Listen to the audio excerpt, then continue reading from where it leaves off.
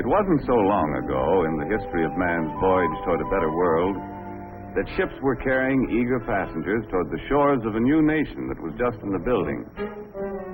Our forefathers were constructing the foundation of this nation by interlocking inseparably the blocks of our political and economic freedoms.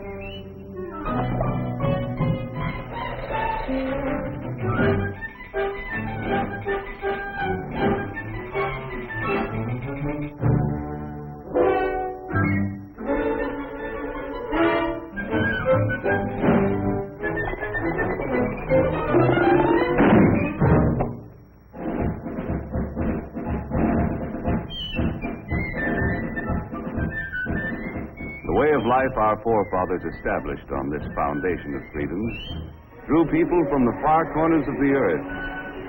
And all those who set foot on these shores had the opportunity to build a better life for themselves. Even young Jonathan, an unskilled lad from across the sea, hoped to find a job where he could progress according to his ability and enterprise.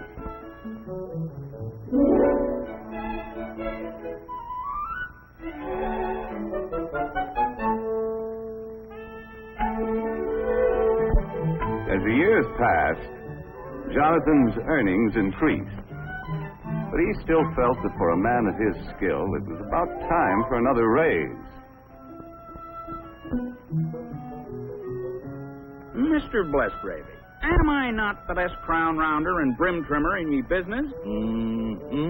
And verily, methinks I am worth more moolah. That you are, Jonathan. I'm sorry, lad. No raise, Mr. Blessgravy? I quit. Sales and profits down. Phooey. I could run ye business better myself. Hey, why not? My own business. All you need is a little capital, a little push, and an idea. Yeah, an idea. Let's see. So I said to him, I wouldn't wear that hat to a dog fight. Why, there isn't a decent hat in the entire village. And such prices. Imagine paying that much for a poke bonnet. Why, it was an awful thing. Why not? Women's hats. My own business.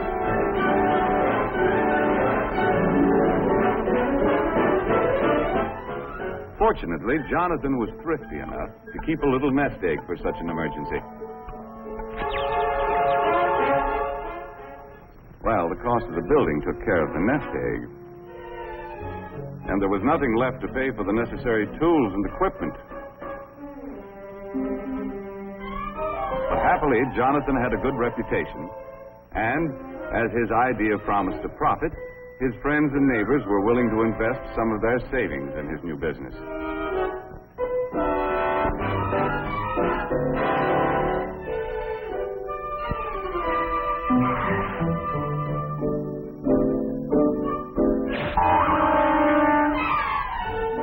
In the nick of time, an enterprising chap showed up with the raw materials to make hats.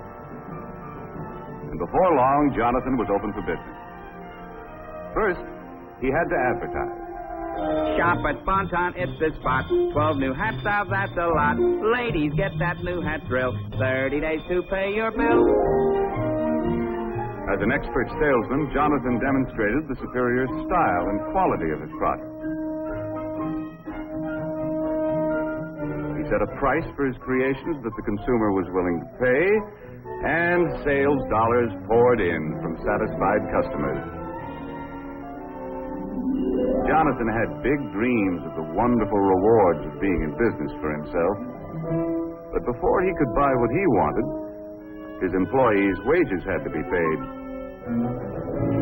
He had to pay taxes.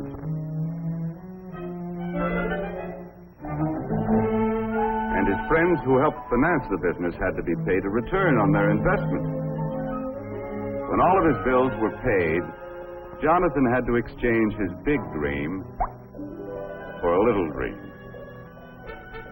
Mesdames, mademoiselles, it is the privilege of Alphonse, hat stylist to all the grand heads of Europe, to bring you hats with styles so chic, a quality magnifique, and a price, ooh la la, so low. Come one, come all to the grand opening. To meet competition, Jonathan had to plow part of his profits back into the business to develop a better hat. If customers approved the quality, style, and price of Jonathan's new designs, he still could make his dreams come true. With the passing years, this strong foundation of freedoms protected the dignity of the individual and his family, gave everyone the right to worship as he pleased, and promised anyone with ability and enterprise the opportunity to participate in the building of the American way of life as we know it today. A way of life that depends upon millions of thrifty Americans who send a portion of their savings to work in our business system each year. People from all walks of life, workers, farmers, housewives, all of us send our dollars to work in our business system in the hope of earning dividends or interest on our investments.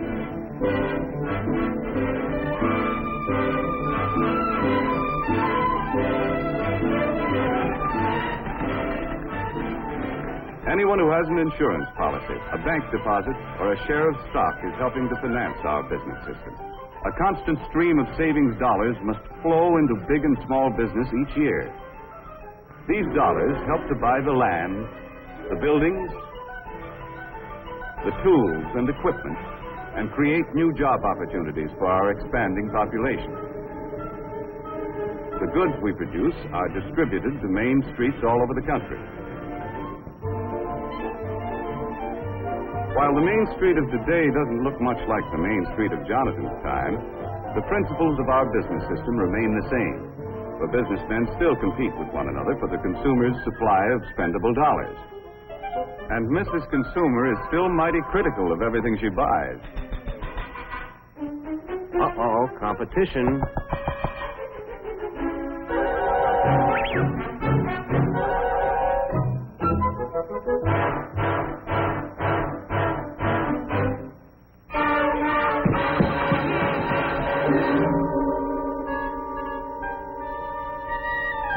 The management of every business has a continuing problem: to improve their product to stay ahead of competition, or else.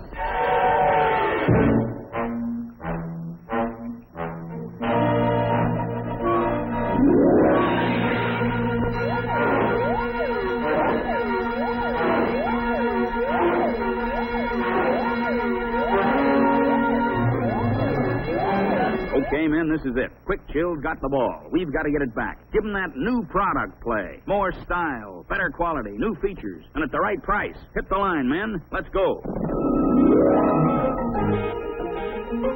Micrometer, wrench, file, caliper, slide rule. In addition to creating a better product, management develops new tools and more efficient methods to help workers turn out more boxes to sell at a price Mrs. Consumer will pay.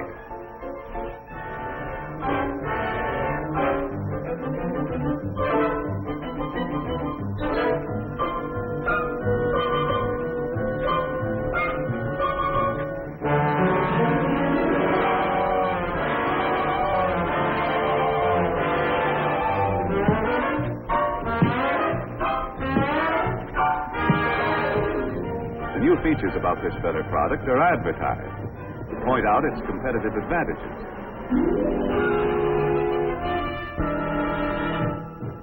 The Auto-Magic Perma-Freeze, with plenty of room for groceries galore. The Auto-Magic Perma-Freeze, with the super-duper automatic door. Just press the button for your ice. A feature that is new, and extra space all over the place for other items too. In the Auto-Magic Perma-Freeze, so see your dealer right away. Get a Perma-Freeze today. Ah, yes, dear lady. Perma-Freeze is your kind of refrigerator. High quality at a low price. Sales dollars from satisfied customers once again flow back to Perma-Freeze. A successful business must have enough sales dollars coming in to enable management to pay the expenses of doing business, such as salaries and wages, materials and supplies, research and product development, plant maintenance and repair. In addition to all of these bills, management has to pay taxes to local, state, and federal governments. Any money that's left over is known as profit. Wise management plows part of it back into the business. The remainder of the profit is paid out as dividends.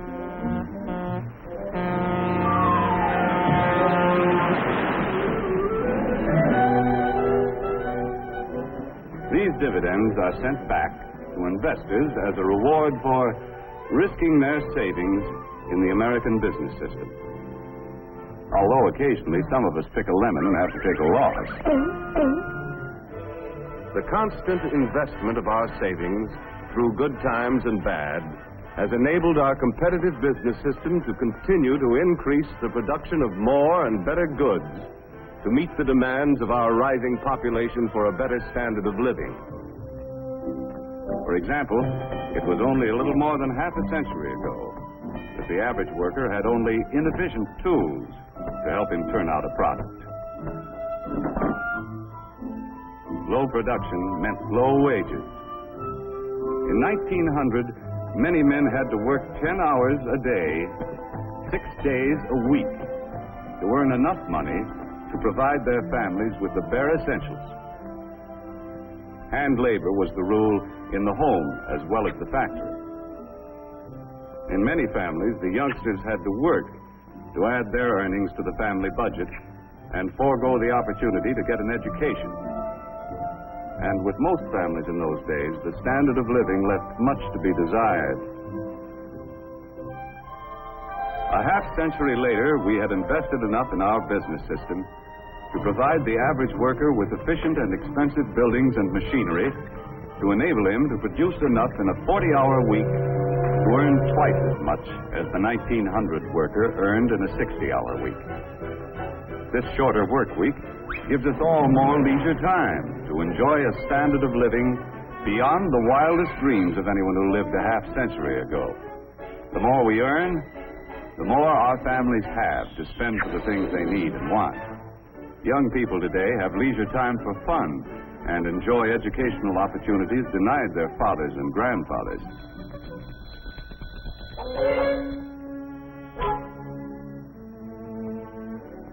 And fortunately, we have been able to raise our standard of living without sacrificing the spiritual side of life, which means so much to the American family.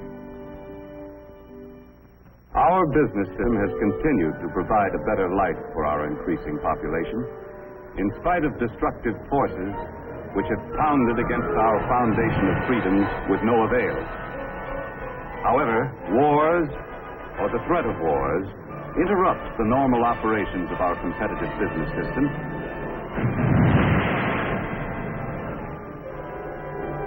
And may result in government controls which crack essential blocks in our foundation of freedoms.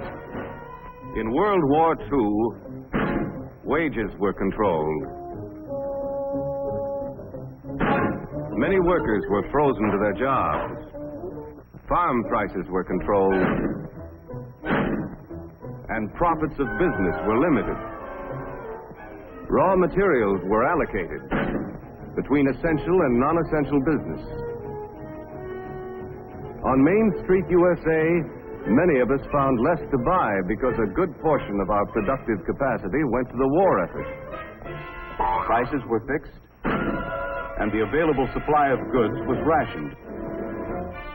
In war emergencies, we allow government to restrict certain of our freedoms.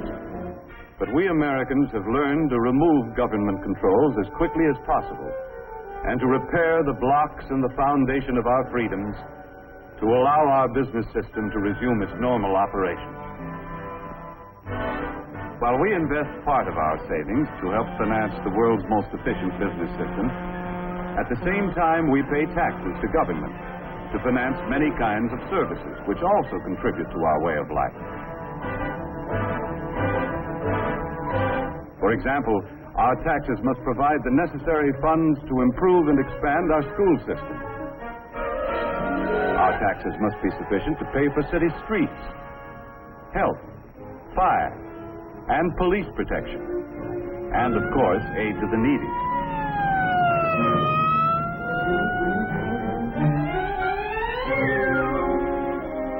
Our state taxes help pay for highways, educational institutions, and, among other things, help to finance important experiments to increase the productivity of our farms. Our federal taxes pay for irrigation and reclamation projects, for national parks, postal services, the Weather Bureau, and many other services. Our taxes have to pay for the enormous cost of past wars and provide the funds for a defense program which will ensure the safety of our country. In addition, all of us should be willing to pay whatever taxes are necessary to enable efficient government to improve or expand any essential service. But with our present tax load, we should avoid pressuring government for any new services that aren't absolutely necessary. Because we all know the more our government provides, the more taxes it's forced to collect.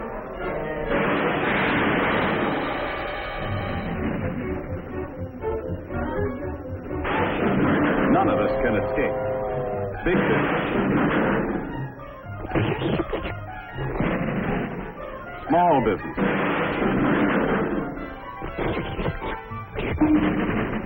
farmers,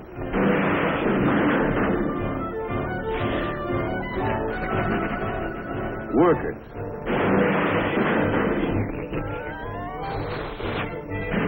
housewives, and all of us have to pay our share. Demanding more and more from government could create a tax burden heavy enough to crack essential blocks in the foundation of our business system. Therefore, we shouldn't let our taxes reach a point where they destroy our ability to save and invest. For, as we have seen, our rising standard of living depends upon a constant flow of savings dollars into our business system each year.